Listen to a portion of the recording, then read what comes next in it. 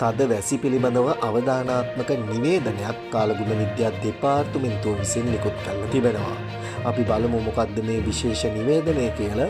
දිවයිනේ නිරිත දිග කොටසේ ප්‍රදේශ කිහිපයකට මිලිමීටර 100 ඉක්ම වූ තද වැසි ඇතිවිය හැකි බවට එම දෙපාර්තමේන්තුව අනතුරු අඟවලා තිබෙනවා. ඊට පස්වරු 2 දක්වා වළංගු වන පරිදි නිවේදනයක් නිකුත් කරමින් එම දෙපාර්තමේන්තුව පවසන්නේ බස්නාහිර හා සබරගමුව පළාත්වලත් ගාල්ල මාතර නුවරඑළිය සහ මහනුවර යන දිස්ත්‍රික්කවලත් ඇතැම් ස්ථානවල මෙම වැසි තත්ත්වය ඇතිවිය හැකි බවය.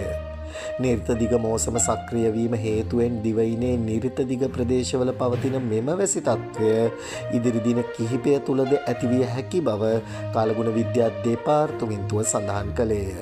මීට අමතරව මධ්‍යම කඳුකරේ බටහිර බැයුම් ප්‍රදේශවල සහ උතුරු මැද වයඹ හා දකුණු පළාත්වලත් ත්‍රිකුණාමලය දිස්ත්‍රික්කයේ තරමක් තද සුළං ඇතිවිය හැකි බවද ඔවුන් පෙන්වා දී තිබේ.